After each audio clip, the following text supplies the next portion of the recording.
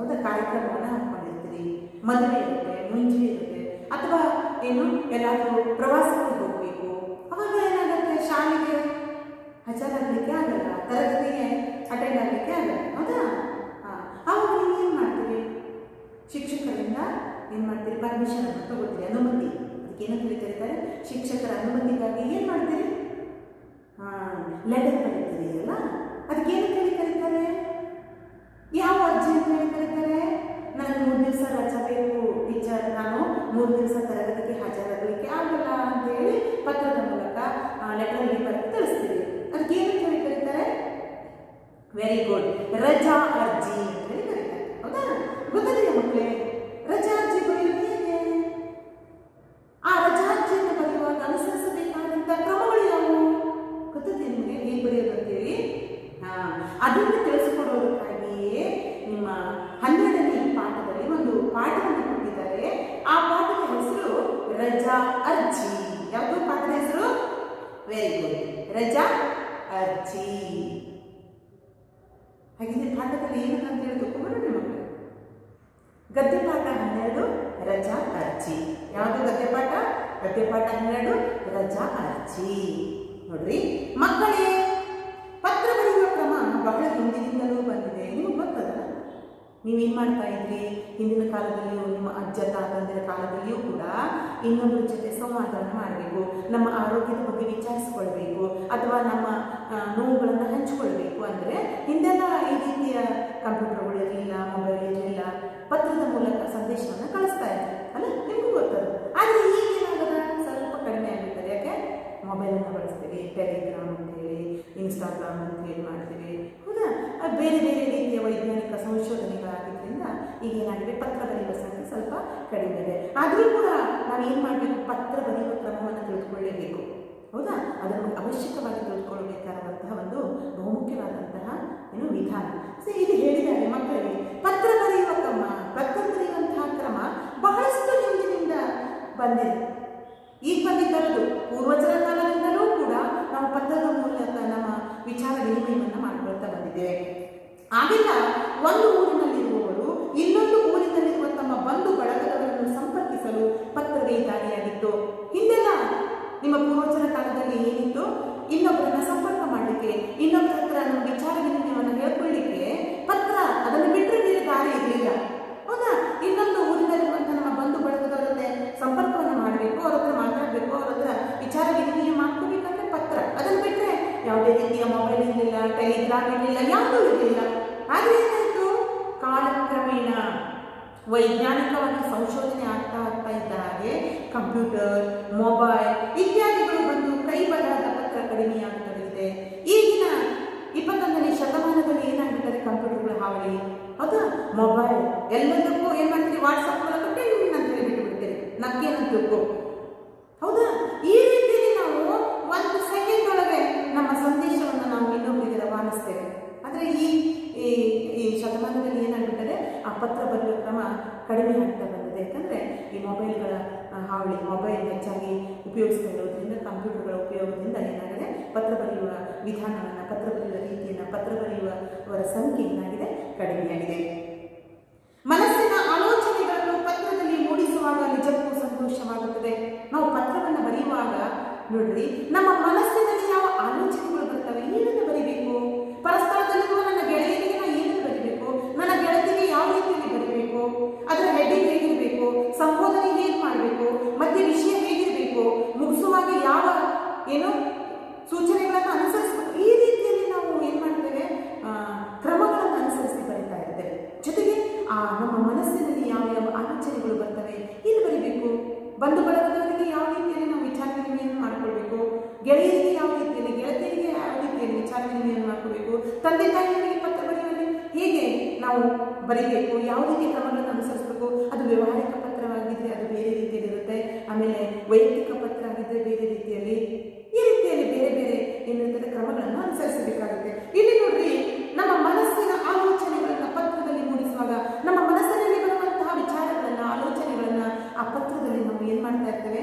ಮೂಡಿಸ್ತಾ ಇರ್ತೇವೆ, ಬರಿತಾ ಇರ್ತೇವೆ. ನಿಜಕ್ಕೂ ಖುಷಿ ಆಗುತ್ತೆ. ನನ್ನ ಮನಸ್ಸಿನಲ್ಲಿ ಯಾವ ಯಾವ ಭಾವನೆಗಳು ಮೂಡ್ತಾ ಇದ್ದಾವೆ ಅಂತೇಳಿ. ಆದರೆ ಇಂದು ಕೈ ಬರಹವು ಪತ್ರ ಬರಹವು ಕಡಿಮೆಯಾಗಿದೆ. ವಿಪರ್ಯಾಸ ಅಂದರೆ ಈ ಮೊಬೈಲ್ ಹಾವಳಿಯಿಂದ ನಾವು ಬರೆಯೋದನ್ನು ಕಡಿಮೆ ಮಾಡಿದ್ದೇವೆ. ಕೈ ಬರಹದ ಸಂಖ್ಯೆ ಕಡಿಮೆ ಆಗ್ತಾ ಇದೆ. ಹಾಗಾಗಿ ನಮ್ಮ ಹ್ಯಾಂಡ್ ರೈಟಿಂಗ್ ಕೂಡ ಶುದ್ಧವಾಗ್ತಾ ಇದೆ. ಪತ್ರದ ಬರವಣಿಗೆ ಕೂಡ ಕಡಿಮೆ ಆಗ್ತಾ ಇದೆ. ಪತ್ರ ಕಳಿಸುವವರ ಸಂಖ್ಯೆ ಕೂಡ ಕಡಿಮೆ ಆಗ್ತಾ ಇದೆ. ಎಲ್ಲ ಯಂತ್ರಮಯವಾಗಿದೆ. ಯಂತ್ರ ಅಂದ್ರೆ ರಾಬರ್ಟ್.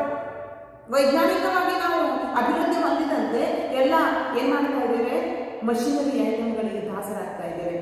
ರೋಬೋಟ್ ಮನುಷ್ಯ ಆಗ್ತಾ ಇದ್ದೇವೆ. ಬರೀ ಪತ್ರ ಒಂದೇ ಅಲ್ಲ, ನಾಟಿಗೆ ನಮ್ಮ ಜೀವನದಲ್ಲಿ ದಿನನಿತ್ಯ ಕಾರ್ಯಗಳು ಎಲ್ಲವೂ ಮಷಿನ್ಗಳೇ ಮಾಡಬೇಕು. ವೈಜ್ಞಾನಿಕವಾಗಿ ಯಂತ್ರಗಳ ಮೂಲಕ ನಮ್ಮ ಕೆಲಸವನ್ನು ನಿರ್ವಹಿಸ್ತಾ ಇದ್ದೇವೆ.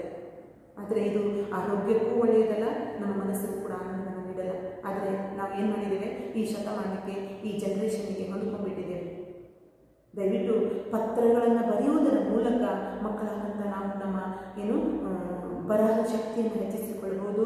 ಮನಸ್ಸಿನಲ್ಲಿ ಹಲವಾರು ಆಲೋಚನೆಗಳನ್ನು ಬರುವುದರ ಮೂಲಕ ಹೇಗೆ ಪತ್ರವನ್ನು ಬರೆಯುವುದು, ಪತ್ರ ಬರೆಯುವ ಶೈಲಿಯನ್ನು ತಿಳ್ಕೋಬಹುದು. ಆ ಮೂಲಕ ನಮ್ಮನ್ನು ನಾವು ಏನು ಮಾಡ್ಕೋಬೇಕು, ಬರವಣಿಗೆ ಶೈಲಿಯನ್ನು ಬೆಳೆಸಿಕೊಳ್ಬೇಕು. ಆದರೆ ರಜಾ ಅರ್ಜಿಯನ್ನು ನಾವು ಕೈಯಲ್ಲಿ ಬರೆಯುತ್ತೇವೆ, ಹೌದು, ಅದನ್ನು ವಾಟ್ಸಪ್ ಮೂಲಕ ಕಳಿಸಲಿಕ್ಕೆ ಆಗಲ್ಲ. ಟೀಚರ್ ಇವತ್ತು ನಾನು ಶಾಲೆಗೆ ಬರಲ್ಲ, ಶಿಕ್ಷಕರು ಇವತ್ತು ನಾನು ಶಾಲೆಗೆ ತರಗತಿಗೆ ಹಾಜರಾಗಲ್ಲ ಅಂತೇಳಿ ವಾಟ್ಸಪ್ ಮೂಲಕ ಕಳಿಸ್ಲಿಕ್ಕಾಗಲ್ಲ. ಇದಕ್ಕೆ ಯಾವುದೇ ರೀತಿಯ ವೈಜ್ಞಾನಿಕವಾದಂಥ ಸಂಶೋಧನೆ ಏನಾಗಲ್ಲ, ಉಪಯೋಗಕ್ಕೆ ಬರಲ್ಲ, ಯಂತ್ರಮಾನವ ಆಗಲಿಕ್ಕೆ ಆಗಲ್ಲ. ಇದನ್ನು ಬರಿಬೇಕಾದ್ರೆ ಏನು ಮಾಡಬೇಕು, ಅರ್ಜಿಯನ್ನು ಕೈಯಿಂದ ಬರೀಲೇಬೇಕು.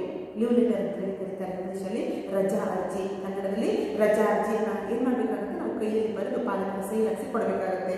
ಅಂದ ಹಾಗೆ ರಜಾ ಅರ್ಜಿ ಎಂದರೇನು? ರಜಾ ಅರ್ಜಿ ಅಂತೇಳಿ ಯಾವುದು ಕರೀತಾರೆ? ರಜಾ ಅರ್ಜಿ ಅಂದ್ರೇನು ಗೊತ್ತಿದೆಯಾ? ರಜಾ ಅರ್ಜಿ ಅಂದ್ರೇನು ನೋಡ್ರಿ, ಯಾರು ತಮ್ಮ ಕಚೇರಿಗೆ ಇವನ್ ಕೆಲಸ ಮಾಡುವಂತಹ ವ್ಯಕ್ತಿ ಆಗಿರಬಹುದು, ವರ್ಕರ್ಸ್, ಇನ್ನು ಒಂದು ಸಂಸ್ಥೆಯಲ್ಲಿ ದುಡಿಯುವಂತಹ ಕೆಲಸಗಾರರಾಗಿರ್ಬೋದು, ಯಾರೇ ಆಗಿರಬಹುದು, ತಾವು ಯಾರು ತಮ್ಮ ಕಚೇರಿಗೆ, ತಾವು ಮಾಡುವಂತಹ ಕೆಲಸದ ಸ್ಥಳಕ್ಕೆ, ಶಾಲೆಗೆ ಅಥವಾ ಸಂಘ ಸಂಸ್ಥೆಯಲ್ಲಿ ಕೆಲಸವನ್ನ ಮಾಡಿರ್ಬೋದು, ಅಥವಾ ಕಚೇರಿಗೆ ಕೆಲಸವನ್ನ ಮಾಡ್ತಾ ಇರ್ಬೋದು, ಶಾಲೆಯಲ್ಲಿ ಕೆಲಸವನ್ನ ಮಾಡ್ತಾ ಇರ್ಬೋದು, ಅಥವಾ ಶಾಲೆಯಲ್ಲಿ ಅಭ್ಯಾಸವನ್ನ ಮಾಡ್ತಾ ಇರ್ಬೋದು, ಕೆಲಸದ ವೇಳೆಯಲ್ಲಿ ಹಾಜರಾಗುವುದಿಲ್ಲವೋ, ಇವತ್ತು ನಾನು ಶಾಲೆಗೆ ಬರುವುದಿಲ್ಲ, ಇವನ್ ಟೀಚರ್ ಕೂಡ, ಶಿಕ್ಷಕರು ಕೂಡ ಲೀವ್ ಲೆಟರ್ ಅನ್ನು ಕೊಡಬೇಕಾಗುತ್ತೆ, ರಜಾ ಅರ್ಜಿಯನ್ನು ಪ್ರಿನ್ಸಿಪಾಲರಿಗೆ, ಮುಖ್ಯೋಪಾಧ್ಯಾಯರಿಗೆ, ಪ್ರತಿಯೊಬ್ಬರು ಕೂಡ ಅನುಮತಿಯನ್ನು ಪಡ್ಕೊಳ್ಳಬೇಕು. ಮಕ್ಕಳು ವರ್ಗ ಶಿಕ್ಷಕರ ಅಥವಾ ಮುಖ್ಯೋಪಾಧ್ಯಾಯರ ಅನುಮತಿಯನ್ನು ಪಡ್ಕೊಂಡ್ರೆ ಶಿಕ್ಷಕರು ಮುಖ್ಯೋಪಾಧ್ಯಾಯರ ಅನುಮತಿಯನ್ನು ಪಡ್ಕೋಬೇಕಾಗುತ್ತೆ. ಮುಖ್ಯೋಪಾಧ್ಯಾಯರು ಅವರ ಹೈಯರ್ ಅಥಾರಿಟಿ ಏನು ಮಾಡಬೇಕಾಗುತ್ತೆ, ಅನುಮತಿಯನ್ನು ಪಡ್ಕೋಬೇಕಾಗುತ್ತೆ. ಸಂಘ ಸಂಸ್ಥೆಗಳಲ್ಲಿ ಕೂಡ ಮ್ಯಾನೇಜರ್ ಅಂತ ಇರ್ತಾರೆ, ಬ್ಯಾಂಕಲ್ಲಿ ಮ್ಯಾನೇಜರ್ ಅನುಮತಿಯನ್ನು. ಹೀಗೆ ಪ್ರತಿಯೊಂದು ಕ್ಷೇತ್ರದಲ್ಲಿಯೂ ಕೂಡ ನಾನು ರಜೆ ಹಾಕಬೇಕು, ಇವತ್ತು ಕೆಲಸಕ್ಕೆ ಹಾಜರಾಗಲ್ಲ ಅಥವಾ ಈ ತರಗತಿಗೆ ಹಾಜರಾಗಲ್ಲ ಅಂದರೆ ಅನುಮತಿ ಪತ್ರ ಬಹುಮುಖ್ಯವಾಗಿ ಬೇಕೇ ಬೇಕು. ಆ ಅನುಮತಿ ಪತ್ರವನ್ನು ಕೊಟ್ಟ ಮೇಲೆ ನಾವು ಏನು ಮಾಡಬೇಕಾಗುತ್ತೆ, ಅದನ್ನು ಕೆಲಸಕ್ಕೆ ಹಾಜರಾಗುವುದನ್ನು ಬಿಡಬೇಕಾಗುತ್ತೆ, ಅಥವಾ ತರಗತಿಗೆ ಹಾಜರಾಗಲಿಕ್ಕೆ ಆಗುವುದಿಲ್ಲ ಅಂತ ಹೇಳಿ ಹೇಳಬೇಕಾಗುತ್ತೆ. ಅದನ್ನು ಬಿಟ್ಟು ಸುಮ್ಮನೆ ಕೆಲಸದಿಂದ ತಪ್ಪಿಸ್ಕೊಳ್ಳಿಕ್ಕೆ ಆಗಲ್ಲ. ಆ ಅನುಮತಿಗಾಗಿ ಬರೆಯುವ ಅರ್ಜಿಯೇ ರಜಾ ಅರ್ಜಿ. ನೋಡ್ರಿ, ಹಾಗಿದ್ರೆ ರಜಾ ಅರ್ಜಿ ಅಂದ್ರೇನು ನೋಡ್ರಿ, ಯಾರು ತಮ್ಮ ಕಚೇರಿಗೆ, ಶಾಲೆಗೆ ಅಥವಾ ಸಂಘ ಸಂಸ್ಥೆಗೆ ಕೆಲಸದ ವೇಳೆಯಲ್ಲಿ ಹಾಜರಾಗುವುದಿಲ್ಲವೋ, ಗೌರ್ಮೆಂಟ್ ರಜೆಯನ್ನು ಹೊರತುಪಡಿಸಿ, ಸರ್ಕಾರದ ರಜೆಯನ್ನು ಹೊರತುಪಡಿಸಿ ಕೆಲಸದ ಅವಧಿಯಲ್ಲಿ ಹಾಜರಾಗುವುದಿಲ್ಲವೋ ಅವರು ತಮ್ಮ ಮೇಲಾಧಿಕಾರಿಗಳಿಗೆ, ನಾನು ಈ ಮೊದಲೇ ಹೇಳಿದ ಹಾಗೆ, ನೀವಾದರೆ ಮಕ್ಕಳು ವರ್ಗ ಶಿಕ್ಷಕರಿಗೆ ಅಥವಾ ಮುಖ್ಯೋಪಾಧ್ಯಾಯರಿಗೆ, ಶಿಕ್ಷಕರು ಮುಖ್ಯೋಪಾಧ್ಯಾಯರಿಗೆ, ಮೇಲಾಧಿಕಾರಿ ನಮಗಿಂತ ಮೇಲೆ ಕೆಲಸ ಮಾಡುವಂತಹ ಅಧಿಕಾರಿಗಳಿಂದ ನೋಡ್ರಿ ಅರ್ಜಿ ಬರೆದು, ಅವರಿಗೆ ಲೆಟರ್ ಅನ್ನ ಬರೆದು, ಗೈರು ಹಾಜರಿಯ ಕಾರಣವನ್ನು ತಿಳಿಸಿ, ಯಾಕೆ ಇವತ್ತು ನಾನು ಕೆಲಸಕ್ಕೆ ಹಾಜರಾಗ್ತಾ ಇಲ್ಲ, ಯಾಕೆ ನಾನು ಇವತ್ತು ತರಗತಿಗೆ ಹಾಜರಾಗ್ತಾ ಇಲ್ಲ, ಯಾಕೆ ನನ್ನ ಗೈರು ಹಾಜರಿ ಅನ್ನುವ ಕಾರಣವನ್ನು ತಿಳಿಸಬೇಕಾಗುತ್ತೆ, ಯಾಕೆ ಬರ್ತಾ ಇಲ್ಲ ಅನ್ನೋದನ್ನ ತಿಳಿಸಿ ಅನುಮತಿ ಪಡೆದುಕೊಳ್ಳಬೇಕು. ಅನುಮತಿ, ಓಕೆ ಟೀಚರ್ ಇವತ್ತು ಬರ್ತಿಲ್ಲ ಅಂದ್ರೆ ಓಕೆ ಅಂತ ಹೇಳಿ ಟೀಚರ್ ಏನ್ ಮಾಡಬೇಕು, ನಿಮಗೆ ಅನುಮತಿಯನ್ನ ಕೊಡಬೇಕಾಗತ್ತೆ, ಹೌದಾ? ಹಾಗೆ ಅನುಮತಿಯನ್ನ ಪಡೆದುಕೊಳ್ಳಬೇಕು. ಆ ಅನುಮತಿಗಾಗಿ ಬರೆಯುವ ಅರ್ಜಿಯೇ ರಜಾ ಅರ್ಜಿ. ಈ ರೀತಿಯಲ್ಲಿ ಅನುಮತಿಯನ್ನ ಕೇಳಿ ಬರೆಯುವಂತಹ ಅರ್ಜಿಗೆ ಏನು ಕರೀತಾರೆ, ರಜಾ ಅರ್ಜಿ ಅಂತ ಹೇಳಿ ಕರೀತಾರೆ. ಇಲ್ಲಿ ನಾವು ವಿದ್ಯಾರ್ಥಿಗಳು ಬರೆಯುವ ರಜಾ ಅರ್ಜಿಯ ಬಗ್ಗೆ ತಿಳಿದುಕೊಳ್ಳುತ್ತೇವೆ. ಇಲ್ಲಿ ಯಾವುದನ್ನು ಕೊಟ್ಟಿದ್ದಾರೆ, ವಿದ್ಯಾರ್ಥಿಗಳು ಶಾಲೆಗೆ ಬಂದಿಲ್ಲ ಅಂದ್ರೆ ಹೇಗೆ ಮುಖ್ಯ ಶಿಕ್ಷಕರಿಗಾಗಲಿ ಅಥವಾ ತರಗತಿಯ ಶಿಕ್ಷಕರಿಗಾಗಲಿ ಯಾವ ರೀತಿಯಲ್ಲಿ ರಜಾ ಅರ್ಜಿಯನ್ನ ಬರೀಬೇಕು ಅನ್ನೋದನ್ನ ಈ ಪಾಠದಲ್ಲಿ ಕೊಟ್ಟಿದ್ದಾರೆ. ನೋಡ್ರಿ, ಇಲ್ಲಿ ವಿದ್ಯಾರ್ಥಿಯು ರಜಾ ಅರ್ಜಿಯನ್ನು ತರಗತಿಯ ಶಿಕ್ಷಕರಿಗೆ ಅಥವಾ ಮುಖ್ಯೋಪಾಧ್ಯಾಯರಿಗೆ ಬರೆಯಬೇಕು. ಏನ್ ಮಾಡಬೇಕು, ನೀವು ಇವತ್ತು 2 ದಿವಸ ಶಾಲೆಗೆ ಬರಲ್ಲ ಅಂದ್ರೆ ಆ ರಜಾ ಅರ್ಜಿಯನ್ನ ಮುಖ್ಯೋಪಾಧ್ಯಾಯರಿಗೆ ಬರೀಬಹುದು, ಇಲ್ಲ ತರಗತಿಯ ಶಿಕ್ಷಕರಿಗೆ, ಕ್ಲಾಸ್ ಟೀಚರ್ ಅಂತ ಹೇಳಿ ವರ್ಗ ಶಿಕ್ಷಕರಿಗೆ ಬರೀಬೇಕಾಗತ್ತೆ. ನೋಡಿ,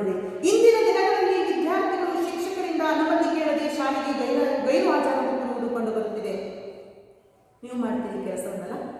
ಆದರೆ ಇವತ್ತಿನ ಮಕ್ಕಳು ಏನು ಮಾಡ್ತಾ ಇದ್ದಾರೆ, ಶಿಕ್ಷಕರ ಅನುಮತಿಯನ್ನು ಕೇಳೋದೇ ಇಲ್ಲ, ಸುಮ್ಮನೆ ಶಾಲೆ ಬಿಟ್ಟು ಬಿಡೋದು, ಅವರ ಅನುಮತಿಯನ್ನು ಕೇಳೋದೇ ಇಲ್ಲ. ಅದು ಸರಿಯಲ್ಲ, ಒಳ್ಳೆಯ ವಿದ್ಯಾರ್ಥಿಗಳ ಲಕ್ಷಣ ಅಲ್ಲ. ಇವತ್ತು ನೀವು ಶಾಲೆಗೆ ಬರ್ತಾ ಇಲ್ಲ ಅಂದರೆ 2 ದಿವಸ ರಜೆ ಬೇಕು ಅಂದರೆ ದಯವಿಟ್ಟು ರಜಾ ಅರ್ಜಿಯನ್ನು ನೀಡಿ ಶಿಕ್ಷಕರ ಅನುಮತಿಯನ್ನು ಪಡೆದುಕೊಂಡ ಮೇಲೆ ಏನು ಶಾಲೆಯನ್ನು ಬಿಡಬೇಕಾಗುತ್ತೆ. ಇದು ಒಳ್ಳೆಯ ಲಕ್ಷಣ. ವಿದ್ಯಾರ್ಥಿಗಳಲ್ಲಿ ಆಗಿರ್ಬೋದು ಅಥವಾ ಕೆಲಸ ಮಾಡುವ ವರ್ಕರ್ ಆಗಿರ್ಬೋದು, ಕೆಲಸಕ್ಕೆ ಯಾರೇ ಆಗಿರ್ಬೋದು, ಅವರೆಲ್ಲರಿಗೂ ಇದು ಒಂದು ಅತ್ಯುತ್ತಮವಾದಂತಹ ಲಕ್ಷಣ. ಕೆಲಸಕ್ಕೆ ಬರಲ್ಲ ಅಂದರೂ ಅನುಮತಿ ಪತ್ರವನ್ನು ಕೊಟ್ಟು ಅನುಮತಿಯನ್ನು ಪಡ್ಕೊಳ್ಳುವುದು ಏನು ಬಹುಮುಖ್ಯವಾದಂತಹ ಒಂದು ಲಕ್ಷಣ. ಅದಕ್ಕೆ ಹೇಳ್ತಾರೆ, ಯಾರು ಅನುಮತಿ ಕೇಳದೆ ಶಾಲೆಗೆ ಗೈರು ಹಾಜರಾಗುತ್ತಿರುವುದು ಕಂಡು ಬರುತ್ತದೆ. ಈಗಿನ ದಿನಗಳಲ್ಲಿ ಮಕ್ಕಳು ಏನು ಮಾಡ್ತಾ ಇದ್ದಾರೆ, ಶಾಲೆಗೆ ಟೀಚರ್ಗೆ ಹೇಳೋದಿಲ್ಲ, ಗೈರು ಹಾಜರಾಗ್ಬಿಡ್ತಾರೆ. ಇದು ಮಕ್ಕಳ ಒಳ್ಳೆಯ ಲಕ್ಷಣ ಅಲ್ಲ, ಇದು ಒಳ್ಳೆಯ ವಿದ್ಯಾರ್ಥಿಗಳ ಲಕ್ಷಣ ಅಲ್ಲ. ವಿದ್ಯಾರ್ಥಿಗಳ ಲಕ್ಷಣ ಆಗಿದೆ ಅಲ್ಲ. ಶಾಲೆಗೆ ಬರಲು ಆಗದ ಸಂದರ್ಭದಲ್ಲಿ ಸೂಕ್ತ ಕಾರಣ ನೀಡಿ ಬರೆಯುವ ಪತ್ರವು ರಜಾ ಅರ್ಜಿ. ಏನು ಆರೋಗ್ಯ ಸರಿ ಇರಲ್ಲ, ಅಥವಾ ಮನೆಯಲ್ಲಿ ಕಾರ್ಯಕ್ರಮಗಳಿರ್ತವೆ, ಪೂಜಾ ಕಾರ್ಯಕ್ರಮಗಳಿರ್ತವೆ, ಅಥವಾ ಯಾವುದೋ ಪ್ರವಾಸಕ್ಕೆ ಹೋಗಬೇಕು, ಅನಿವಾರ್ಯ ಕಾರಣದಿಂದ ಶಾಲೆಯನ್ನು ಬಿಡಲೇಬೇಕಾಗತ್ತೆ. ಮಾನವ ಅಂದ ಮೇಲೆ ರೋಗ ರುಚನೆಗಳು ಏನಾಗಿರ್ತವೆ, ಕಾಮನ್ ಆಗಿರ್ತವೆ. ಹಾಗಾಗಿ ನಾವೇನು ಮಾಡಬೇಕು, ಯಾವಾಗ ನಮಗೆ ತೊಂದರೆ ಆಗುತ್ತಲ್ಲ, ಶಾಲೆಗೆ ಬರಲಿಕ್ಕೆ ಆಗೋದಿಲ್ಲಲ್ಲ, ಆ ಸಂದರ್ಭದಲ್ಲಿ ಸೂಕ್ತವಾದಂತಹ ಕಾರಣವನ್ನು ನೀಡಿ ಬರೆಯುವಂತಹ ಪತ್ರವು ಏನಾಗುತ್ತೆ, ರಜಾ ಅರ್ಜಿ ಅನಿಸ್ಕೊಳ್ಳುತ್ತೆ. ಆ ಪತ್ರಕ್ಕೆ ವಿದ್ಯಾರ್ಥಿಯ ಹೆತ್ತವರು ಅಥವಾ ಪೋಷಕರು ಸಹಿ ಮಾಡಿದರೆ ರಜಾ ಪತ್ರಕ್ಕೆ ಇನ್ನಷ್ಟು ಗೌರವ ಬರುತ್ತದೆ. ಈ ಪತ್ರಕ್ಕೆ ವಿದ್ಯಾರ್ಥಿಯ ಹೆತ್ತವರು ಪೋಷಕರು ಸಹಿ ಮಾಡಬೇಕು, ಆಗ ಅದಕ್ಕೊಂದು ಬೆಳ್ಳಿ ಗೌರವ ಬರುತ್ತೆ. ಯಾವುದಕ್ಕೆ, ರಜಾಪತ್ರಕ್ಕೆ. ಇಲ್ಲಿ ರಜಾಪತ್ರದ ಮಾದರಿಯನ್ನು ನೀಡಲಾಗಿದೆ. ಇಲ್ಲಿ ಒಂದು ಹೇಗೆ ರಜಾಪತ್ರವನ್ನು ಬರೀಬೇಕು ಎನ್ನುವ ರೀತಿಯಲ್ಲಿ ಒಂದು ಮಾದರಿಯನ್ನು ಕೊಟ್ಟಿದ್ದಾರೆ. ಇಂತೆಯೇ ರಜಾಪತ್ರ ಬರೆಯುವ ಅಭ್ಯಾಸವನ್ನು ಬೆಳೆಸಿಕೊಳ್ಳಿರಿ ಹೇಳ್ತಾರೆ. ಇಲ್ಲಿ ಒಂದು ರಜಾಪತ್ರವನ್ನು ಒಂದು ಮಾದರಿಯನ್ನು ನೀಡಿದ್ದಾರೆ. ಈ ರೀತಿಯಲ್ಲಿ ನೀವು ಶಿಕ್ಷಕರಿಗೆ ಅನುಮತಿಯನ್ನು ಕೇಳಿ ರಜಾಪತ್ರವನ್ನು ಬರೆಯಿರಿ. ಇಂತೆಯೇ ರಜಾಪತ್ರ ಬರೆಯುವ ಅಭ್ಯಾಸವನ್ನು ಬೆಳೆಸಿಕೊಳ್ಳಿರಿ ಅಂತ ಹೇಳಿ ಈ ಪಾಠವನ್ನು ಕೊಟ್ಟಿದ್ದಾರೆ. ಮಕ್ಕಳಿಗೆ ಮುಖ್ಯವಾಗಿ ಬೇಕಾಗಿರುವಂಥದ್ದು ರಜಾ ಅರ್ಜಿಯನ್ನು ಹೇಗೆ ಬರೆಯಬೇಕು, ಯಾವ್ಯಾವ ಕ್ರಮಗಳನ್ನು ಅನುಸರಿಸಬೇಕು ಎನ್ನುವುದು ಇಲ್ಲಿ ಕೂಡ ಕೊಟ್ಟಿದ್ದಾರೆ. ಮಾದರಿ ರಜಾಪತ್ರ ಹೇಗೆ ಬರೆಯಬೇಕು ಅನ್ನೋದನ್ನು ಅದನ್ನು ಸರಿಯಾಗಿ ತಿಳ್ಕೊಂಡು ನೀವು ಯಾವುದೇ ಸಮಯದಲ್ಲಿ ಇವಾಗ ಇಂಗ್ಲೀಷ್ನಲ್ಲಾಗಿರ್ಬೋದು, ಕನ್ನಡದಲ್ಲಾಗಿರ್ಬೋದು, ಹಿಂದಿಯಲ್ಲಿ ಆಗಿರ್ಬೋದು, ಅದಾ ಯಾವ ಲ್ಯಾಂಗ್ವೇಜಲ್ಲೂ ಆಗುತ್ತೆ, ಯಾವ ಭಾಷೆಯಲ್ಲೂ ಆಗುತ್ತೆ, ಬಟ್ ಪತ್ರ ಬರೆಯುವ ಕ್ರಮ ಮಾತ್ರ ಸರಿಯಾಗಿರಬೇಕಾಗುತ್ತೆ. ದಯವಿಟ್ಟು ಪ್ರತಿಯೊಬ್ಬ ಮಗುವು ಕೂಡ ಪತ್ರ ಬರೆಯುವ ವಿಧಾನವನ್ನು, ಅದು ವೈಯಕ್ತಿಕ ಪತ್ರವೇ ಆಗಿರ್ಬೋದು ಅಥವಾ ವ್ಯವಹಾರಿಕ ಪತ್ರವೇ ಆಗಿರ್ಬೋದು, ಬೇರೆ ಬೇರೆ ಶೈಲಿಯಲ್ಲಿ ಪತ್ರ ಬರೆಯುವ ವಿಧಾನವನ್ನು ಅಳವಡಿಸಿಕೊಳ್ಳಬೇಕು. ಹಾಗಿದ್ರೆ ಈ ಪಾಠದ ಮೂಲಕ ಏನು ತಿಳ್ಕೊಳ್ಬೇಕು? Very good.